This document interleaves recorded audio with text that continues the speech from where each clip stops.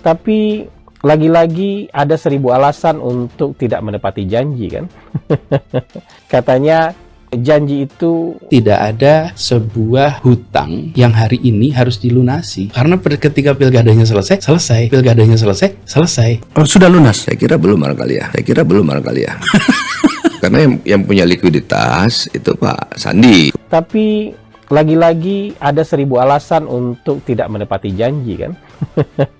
Katanya janji itu. Nah, siapa penjaminnya? Yang menjamin Pak Sandi. Kemudian saya menyatakan, saya yang tanda tangan. Baru belakangan kita akhirnya tahu bahwa ternyata itu tidak hanya janji yang terucap, tapi janji yang dituliskan dalam sebuah perjanjian. Ini kalau berbeda dengan apa yang terjadi underground, dengan apa yang dilaporkan secara resmi kan berbahaya sekali. Coba Anda cek misalnya. Tapi kan kalau kita simak kata-katanya baik-baik.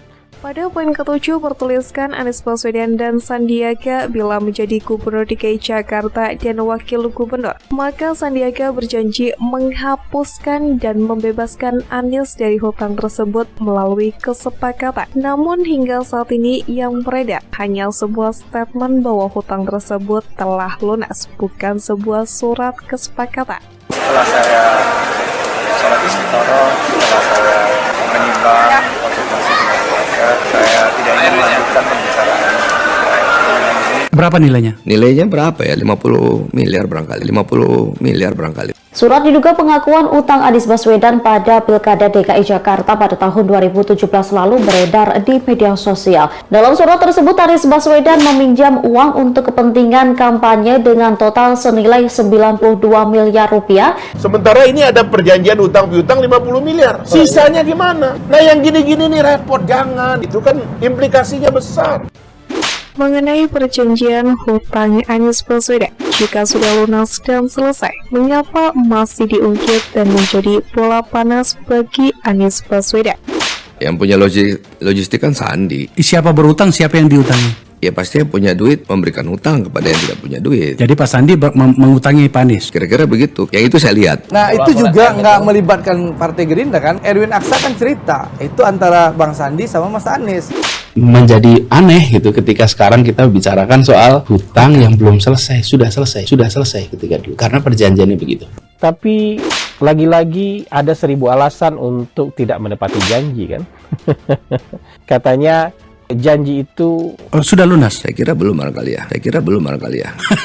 Perjanjian itu waktu itu dibutuhkan karena harus ada kesepakatan bagaimana kita melangkah ke depan. Jika tidak diakhiri ya perjanjian itu akan terus berlangsung. Nanti gua ganti ya, nanti kalau udah menang saya ganti nih. Gitu, nah Mas Anies enggak. Justru yang diganti itu kalau dia kalah. Kalau menang lunas, selesai, supaya dia bisa konsentrasi melayani rakyat. Tapi sebenarnya terus terang kalau jeli dan kritis bahwa perjanjian itu dilakukan kan karena nilai saling percaya itu rendah. Kalau nggak usah bikin perjanjian dong kalau udah saling percaya. Nah, kembali kepada soal etika dan moral seorang pemimpin. Apakah memang bisa dipegang kata-katanya atau tidak? Itu biarkanlah masyarakat yang menilai.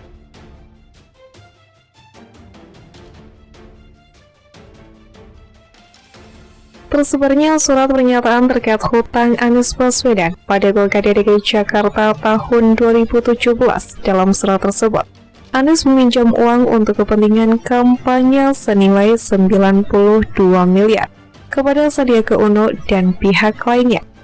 Pada poin nomor 6, Anies Baswedan diwajibkan untuk mengembalikan atau membantu mengembalikan bila bersama Sandiaga Uno tidak terpilih menjadi gubernur atau wakil gubernur DKI Jakarta pada 2017. Anies berjanji dan bertanggung jawab akan mengembalikan dana pinjaman 3 tersebut jika darinya dan Sandi tidak berhasil terpilih menjadi gubernur dan wakil gubernur pada Pilkada 2017 dengan berkoordinasi dengan pihak penjamin. Demikian tulisan yang dikutip dari surat perjanjian tersebut. Pada poin ke-7 bertuliskan Anies Baswedan dan Sandiaga bila menjadi Gubernur DKI Jakarta dan Wakil Gubernur, Maka Sandiaga berjanji menghapuskan dan membebaskan Anies dari hutang tersebut melalui kesepakatan. Namun hingga saat ini yang beredar hanya sebuah statement bahwa hutang tersebut telah lunas, bukan sebuah surat kesepakatan. Padahal berakhirnya hutang tersebut harus melalui kesepakatan antara Sandiaga dengan Anies seperti yang dituliskan dalam poin ke-7. Sayangnya kesepakatan itu tidak pernah dibahas atau muncul ke publik, dan bahkan Sandi sendiri menyampaikan dirinya melakukan diskusi dan bahkan sholat istikharah untuk memutuskan mengikhlaskan uang tersebut, dan Sandiaga Uno tidak membahas mengenai kesepakatan yang dituliskan seperti pada poin ke-7. Ke-7, jika Anies dan Sandi terpilih menjadi gubernur dan wakil gubernur DKI Jakarta pada Pilkada 2017, maka Sandi berjanji untuk menghapuskan dana pinjaman 1, 2, dan 3, serta membebaskan Anies dari kewajiban mengembalikan dan pinjaman 2 itu. Adapun mekanisme penghapusan dana pinjaman 1, 2, dan 3 akan ditentukan kemudian melalui kesepakatan antara Anies dengan Sandi. Demikian isi poin ke-7 surat perjanjian. Surat itu diakhiri dengan pernyataan bahwa yang bertanda tangan membuat dengan sebenarnya dalam keadaan sehat jasmani dan rohani serta tanpa paksaan dari pihak manapun. Sementara itu dikutip dari CNN Indonesia sendiri, utusan tim kecil Anies Baswedan, Sudirman Said, membenarkan terdapat perjanjian antara Anies Baswedan dan Sandiaga Uno pada masa-masa Pilkada 2017. Isi perjanjian tersebut adalah tentang hutang piutang antara Anies dengan Sandi. Ia mengatakan perjanjian itu juga dinyatakan selesai apabila Anies dan Sandi maju sebagai pemimpin ibu kota kali itu sesuai dengan kesepakatan yang ada. Anies dan Sandi kala itu sempat berpasangan sebagai cagup dan cawagup pada putaran kedua. Pasangan tersebut menang dari pasangan Ahok Jarot pada Pilkada. Namun Sandi belakangan mundur setelah mendampingi Prabowo Subianto di Pilpres 2019. Salinan surat pernyataan pengakuan hutang Anies Baswedan kepada Sandiaga Uno memang beredar belakangan ini di media sosial. Isi surat itu pun menyebutkan Anies berhutang ke Sandi sebesar 92 miliar untuk logistik kampanye dan pemenangan keduanya di Pilkada DKI Jakarta 2017. Surat pernyataan itu pun berisi 7 poin. Pada poin ketiga, Anies mengakui total telah meminjam 92 miliar kepada Sandi. Jumlah itu dibagi dalam 3 tahap peminjaman, masing-masing 20 miliar pada tahap pertama 2 Januari 2017, lalu 30 miliar di tahap kedua, kemudian pada tahap ketiga sebanyak 42 miliar pada 9 Maret 2017. Dengan demikian, saya mengakui total jumlah dana pinjaman 1, dana pinjaman 2, dan dana pinjaman 3 adalah sebesar 92 miliar. Bunyi salah satu poin dalam surat pernyataan yang ditandatangani Anies Baswedan. Foto unggahan itu pun dibenarkan oleh Ketua Tim Pemenangan Anies Baswedan di Koalisi Perubahan Sudirman Said. Surat yang ditandatangani Anies itu juga dibubuhi oleh materai. Menurut Sudirman Said, isi surat pernyataan itu sama dengan dokumen perjanjian yang pernah dia lihat.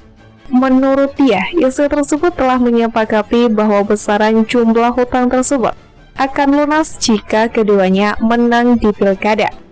Dari poin-poin yang tertulis sepertinya sama dengan dokumen yang pernah saya lihat, kata Sudirman kepada CNN Indonesia.com. Anies dan Sandi memang terpilih sebagai gubernur dan wakil gubernur DKI Jakarta 2017. Namun, Sandi kemudian melepaskan posisinya saat mendampingi Prabowo Subianto. Setelah sekian lama bergulirnya isu mengenai hutang tersebut, ex-gubernur DKI Jakarta, Anies Baswedan akhirnya buka suara terkait kabar soal hutang 50 miliar kepada Sandiaga Uno. Ia menyebutkan bahwa wakil ketua Dewan Pembina Partai Gerindra itu hanyalah penjamin, bukan peminjam. Anies mengatakan saat dirinya maju dalam Pilkada DKI Jakarta bersama Sandiaga Uno pada 2017 ada banyak sumbangan yang masuk menurutnya. Sumbangan dana kampanye itu ada yang diketahuinya, ada pula yang tidak ia ketahui. Dari sekian sumbangan itu, ada yang berupa sumbangan langsung, di mana pemberi sumbangan itu atau dukungan itu meminta dicatat sebagai hutang menurut Anies. Ada pinjaman, tapi sebenarnya bukan pinjaman. Yang pemberi dukungan ini minta dicatat sebagai hutang. Jadi dukungan kampanye yang minta dicatat sebagai hutang, ujar Anies. Atas dukungan atau sumbangan itu, apabila Anies gagal memenangi Pilkada DKI, maka akan dicatat sebagai hutang yang harus dikembalikan menurutnya. Dikatakan Anies dalam pemberian dukungan itu, Sandiaga Uno bertindak sebagai penjamin, bukan sebagai pemberi pinjaman menurut Anies Baswedan. Adapun hutang sebesar 50 miliar itu berasal dari pihak ketiga menurutnya. Namun Anies tidak mengungkapkan siapa pihak yang dimaksud tersebut. Anies pun mengakui perjanjian itu dilakukan secara tertulis dan ia menandatangani surat perjanjian tersebut.